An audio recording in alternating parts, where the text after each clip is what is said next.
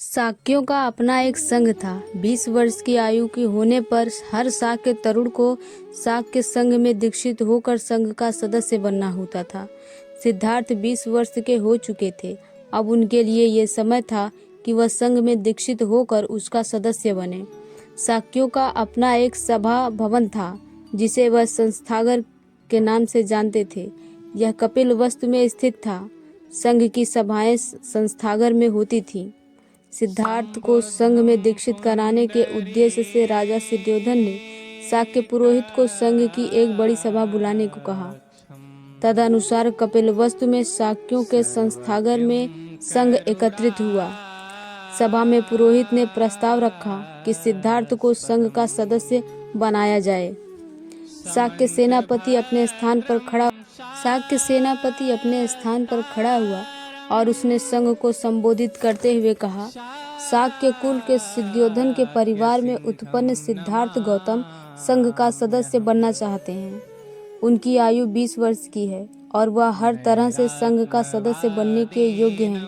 इसलिए मेरा प्रस्ताव है कि मैं उसे शाक्य संघ का सदस्य बनाया जाए। मेरा विनम्र निवेदन है कि यदि कोई इस प्रस्ताव के विरुद्ध है तो वह बोले। प्रस्ताव के विरोध में कोई भी नहीं खड़ा हुआ। सेनापति ने कहा, मैं दूसरी बार पूछता हूँ कि यदि कोई प्रस्ताव के विरोध में है तो वह बोले। प्रस्ताव के विरोध में कोई नहीं खड़ा हुआ। सेनापति ने फिर कहा, मैं तीसरी बार पूछता हूँ, यदि कोई प्रस्ताव के विरोध में है तो वह बोले। तीसरी बार भी कोई प्रस्ताव के विरोध में नहीं बोला। शाक्य की कार्य प्रणाली में यह नियम था कि बिना प्रस्ताव के कोई कार्रवाई नहीं की जा सकती थी और जब कोई प्रस्ताव 3 बार पारित न हो जाए तब तक वह स्वीकृत नहीं समझा जाता। सेनापति का प्रस्ताव 3 बार निर्विरोध पारित हो जाने पर सिद्धार्थ के सदस्य के रूप में विधिवत शाक्य संघ में सम्मिलित किए जाने की घोषणा कर दी गई। तब शाक्य का पुरोहित खड़ा हुआ और उसने सिद्धार्थ को अपने स्थान पर खड़ा होने के लिए कहा। सिद्धार्थ को संबोधन करके उसने कहा, क्या आप अनुभव करते हैं कि संघ ने आपको अपना सदस्य बनाकर सम्मानित किया है? सिद्धार्थ ने उत्तर दिया, मैं ऐसा ही अनुभव करता हूँ। क्या आप संघ के कर्तव्य जानते हैं? सिद्धार्थ ने कहा, मुझे खेद है कि मैं उससे पारित नहीं हूँ, किंतु महोदय उन्हें जानकर मुझे बहुत प्रसन्नता होगी। पुरोहित ने बोला, मैं सर्वप्रथम आपको यह बताऊंगा कि संघ के सदस्यों की हैसियत से आपके क्या कर्तव्य हैं। उसने उन्हें एक एक करके गिनवाया। आपको अपने तन मन धन से शाक्यों के हितों की रक्षा करनी होगी।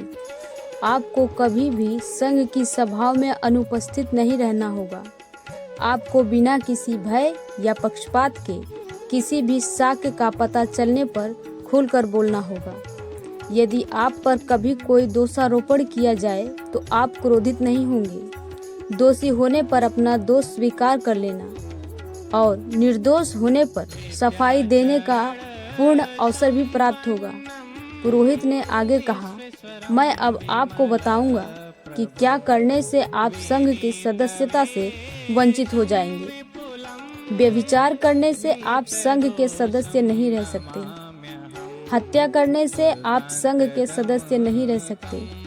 चोरी करने पर आप संघ के सदस्य नहीं रह सकते। झूठी साक्षी देने का दोषी होने पर आप संघ के सदस्य नहीं रह सकते।